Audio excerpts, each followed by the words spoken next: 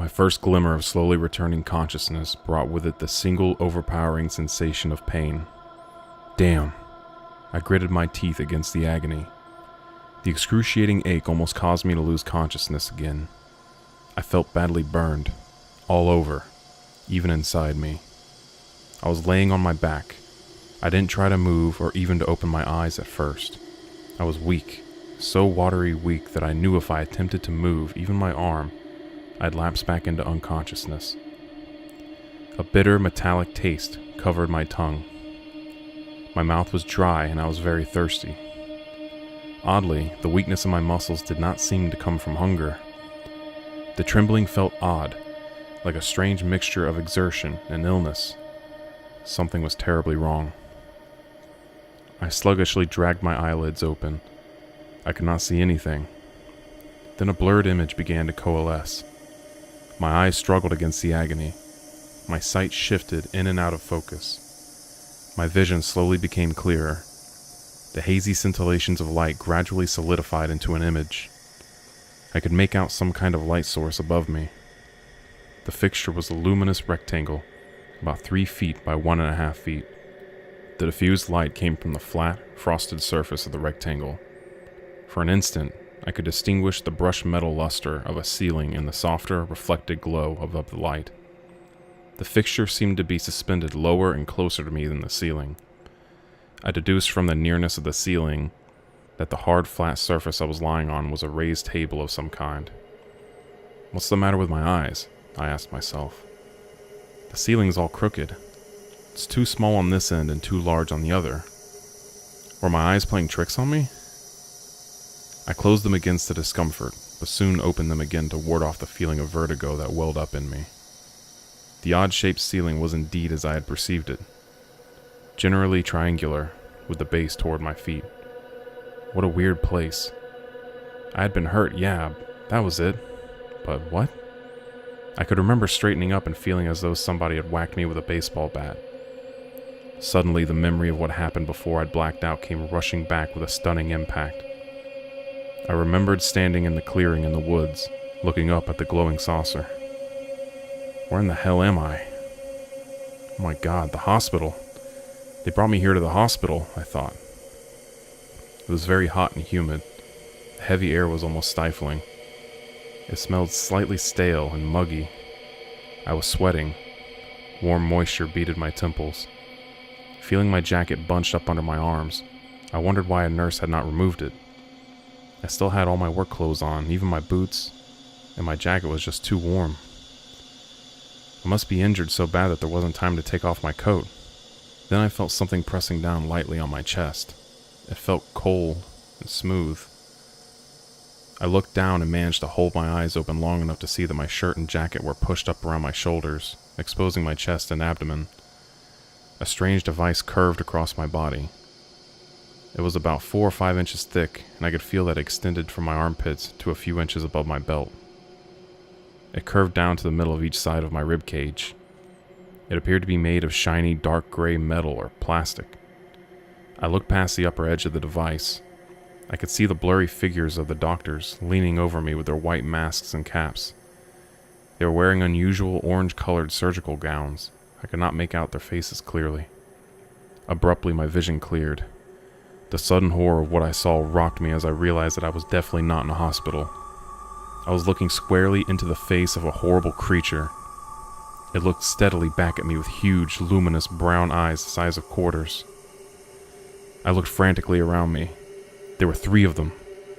I struck out at 2 on my right, hitting one with the back of my arm, knocking it into the other one.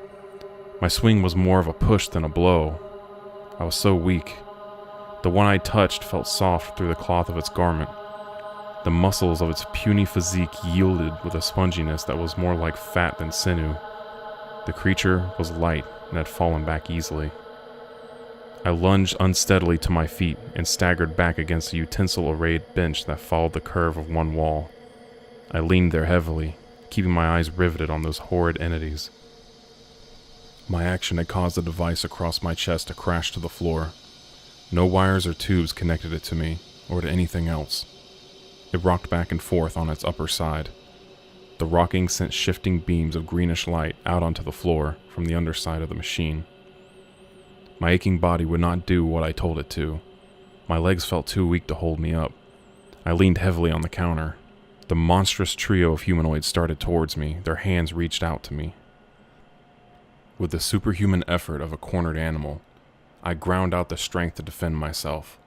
Fighting the splitting pain in my skull, I grabbed for something from the bench with which to fend them off. My hand seized on a thin, transparent cylinder about 18 inches long. It was too light to be an effective club. I needed something sharp. I tried to break the tip off the tube. I smashed the end of the glass-like wand down on the waist-high metal slab I had been laying on. It would not break. I sprang into a fighting stance with my legs spread wide to brace for the attack. I lashed out with the weapon at the advancing creatures, screaming desperate, hysterical threats. The creatures slowed but continued toward me, their hands outstretched. "Keep back, damn it!" I shrieked menacingly. They halted. In a snarling crouch, I held the tube threateningly back behind my head. I felt hopelessly trapped. I was surrounded with my back to the wall. They stood still, mutely. They were a little under 5 feet in height. They had a basic humanoid form, 2 legs, 2 arms, hands with 5 digits each, and a head with a normal human arrangement of features. But beyond the outline, any similarity to humans was terrifyingly absent.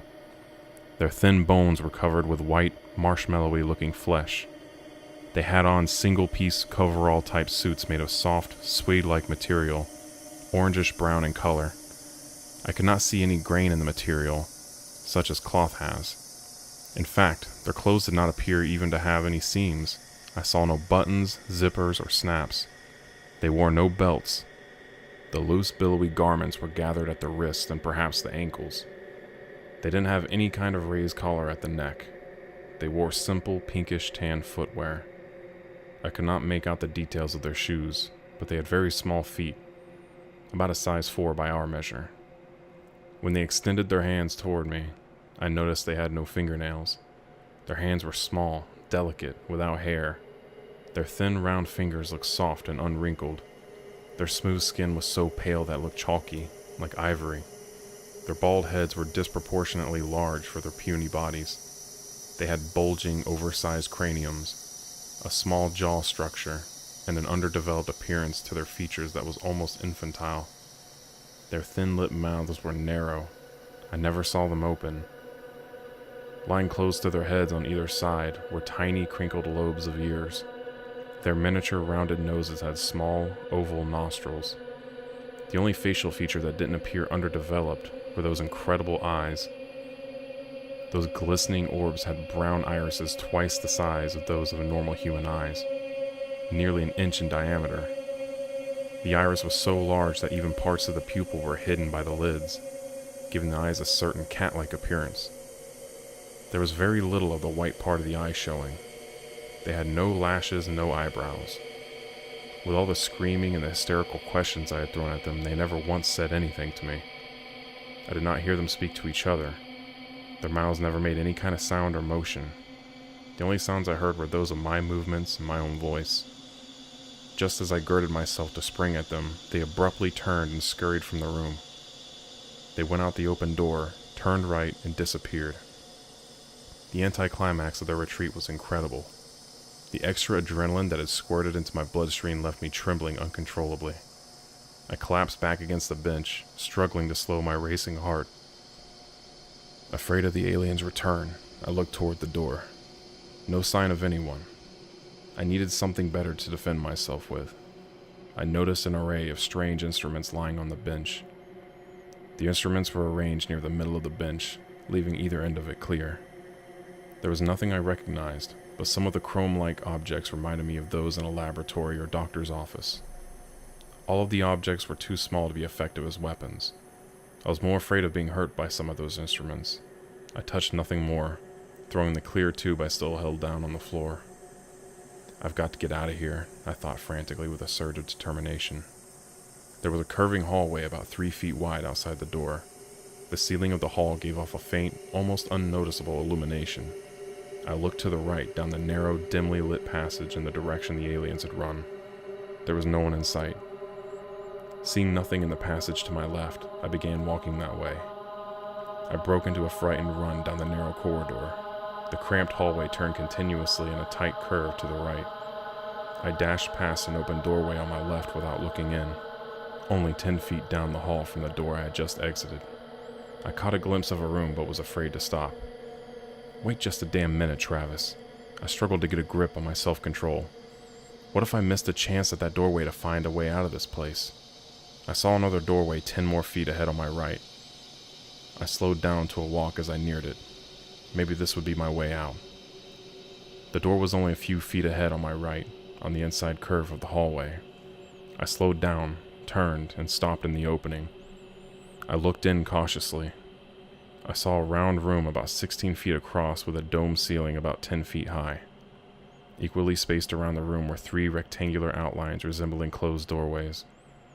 No one there. The room was totally empty except for a single chair that faced away from me. I looked behind me. The hallway was still empty. I slowly entered the room. I hesitated to approach the high-backed chair. There might be somebody sitting in it that I could not see from behind. I circled, keeping my distance from the chair, checking to see if anyone was sitting in it.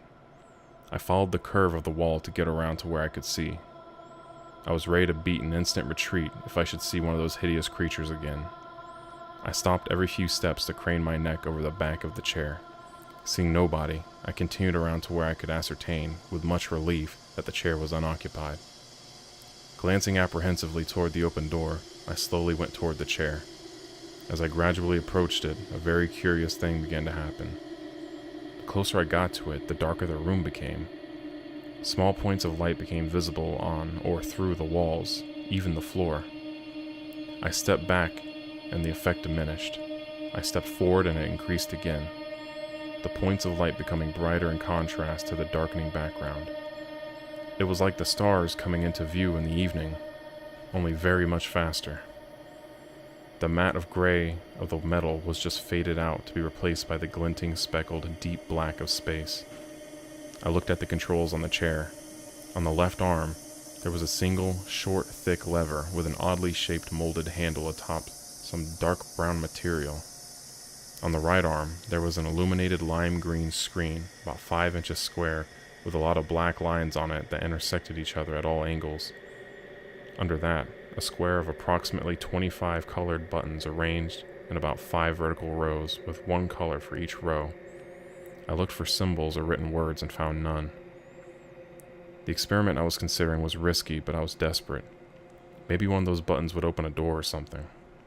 On impulse, I went ahead and pushed one of the green buttons. I looked around the room and listened carefully. Nothing happened. When I pushed the button, I noticed that the lines on the screen had moved. I recklessly pushed another green one. The lines rapidly changed angles, slid down each other, and stopped. I pushed some of the other colored buttons. Nothing happened. Nothing moved and no sound could be heard. Trembling, I sat down on the hard surface of the chair. I put my hand onto the molded T-grip of the lever. The handle was slightly small for my hand. The whole chair seemed a little too small. I rotated the handle of the lever forward, feeling the slow, fluid resistance of it. I felt suddenly disoriented as the stars began moving downward in front of me, in unison. Quickly I pulled my hand off the lever, which returned to its original vertical position. The stars stopped moving, but remained where they were when I released the lever. If this thing is flying, I could crash it or throw it off course and get lost or something. I resolved not to tamper with those controls anymore. I might escalate a desperate situation into a fatal disaster. I got out of the chair and walked to the edge of the room. As I did, the stars faded out and the surfaces of the wall, ceiling, and floor came into sight. I moved over to one of the rectangles resembling closed doors. I searched the edges for a sign of a switch or an opening mechanism. Seeing none, I put my eye to the crack. I could not see any light. I looked around for some kind of symbol or writing that would help me figure out where I was or how to get out of here. None. I walked back to the chair and stood beside it. Looking at the buttons, I was thinking about pushing some of them when I heard a faint sound. I whirled around and looked at the door. There, standing in the open doorway, was a human being. I stood frozen to the spot. He was a man about 6 feet 2 inches tall. His helmeted head barely cleared the doorway. He was extremely muscular and evenly proportioned. He appeared to weigh about 200 pounds. He wore a tight-fitting bright blue suit of soft material like velour. His feet were covered with black boots, a black band or belt wrapped around his middle. He carried no tools or weapons on his belt or in his hands. No insignia marked his clothing. I ran up to him, exclaiming, babbling all sorts of questions. The man remained silent throughout my verbal barrage. I was worried by his silence. He took me firmly but gently by the arm and gestured for me to go with him. He led me out of that room and hurried me down the narrow hallway, pulling me along behind him due to its narrowness. He stopped in front of a closed doorway that slid open into the wall. I did not see what caused it to open. The door opened into a bare room so small it was more like a foyer or a section of hallway. The door slid shut quickly and silently behind us. Again, I attempted to talk to the man as we stood there. No answer. We spent approximately 2 minutes in the metal cubicle, no more than 7 by 5 by 12 feet. Then a doorway, the same size as the other door and directly opposite it, slid open. The brilliant warm light that came through the opening door into the airlock-like room was almost like daylight in color and brightness. Fresh, cool air wafted in, reminding me of the springtime and the out-of-doors, making me realize just how dark and stifling that place had been. What relief that fresh air was. The air moved around me in a softly fluctuating current. I stood and inhaled deeply the clean, cool breeze. The last tinges of the ache in my head and chest almost completely disappeared. I had nearly forgotten the discomfort that had been with me constantly since I had regained consciousness. I descended a short, steep ramp, 7 or 8 feet to the floor.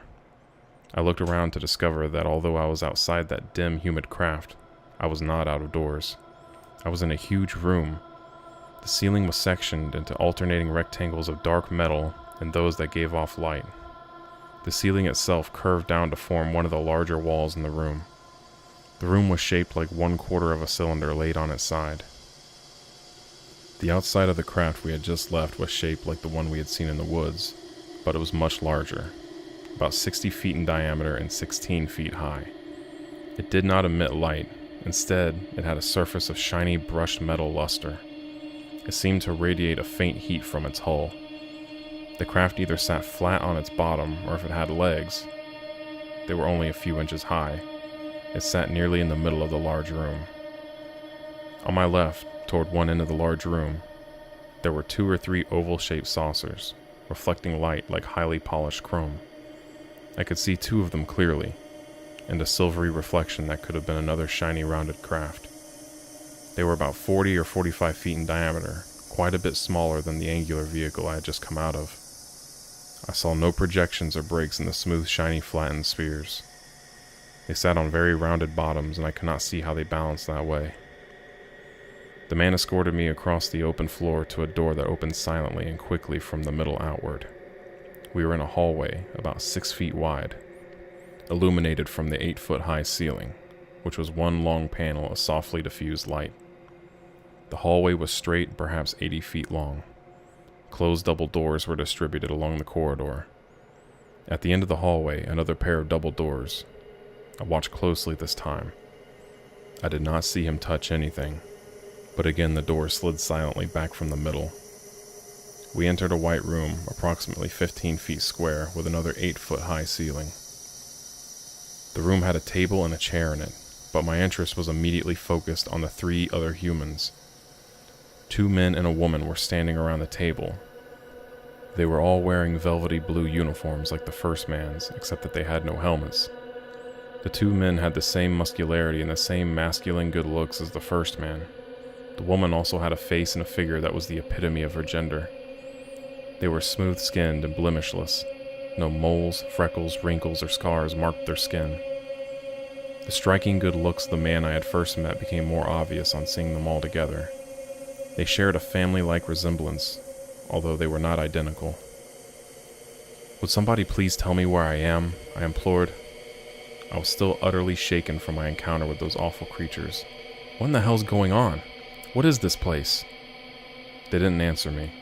They only looked at me, though not unkindly. One man and the woman came around the table, approaching me. Silently, they each took me by an arm and led me toward the table. I didn't know why I should cooperate with them. They wouldn't even tell me anything. But I was in no position to argue, so I went along at first. They lifted me easily onto the edge of the table. I became wary and started protesting. "Wait a minute, just tell me what you're going to do." I began to resist them, but all three began pushing me gently backward down onto the table.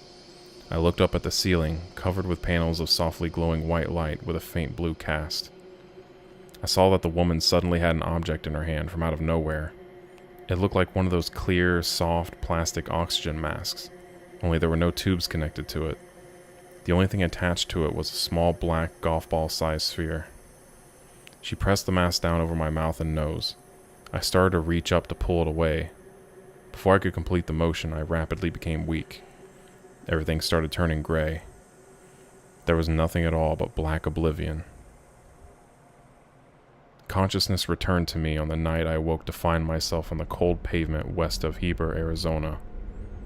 I was lying on my stomach, my head on my right forearm. Cold air brought me instantly awake. I looked up in time to see a light turn off on the bottom of a curved, gleaming hull. As I raised my head up, a white light caught my eye just before it blinked off. Either a light had been turned off or a hatch had closed, cutting off the light from the inside. I only caught a glimpse as I raised my head. I could not be sure which it was. Then I saw the mirrored outline of a rounded silvery disc hovering 4 feet above the paved surface of the road. It must have been about 40 feet in diameter because it extended several feet off to the left side of the road. It was too large for the highway, and it just extended past the roadside to my left to clear a cutaway rock embankment on the other side of the highway.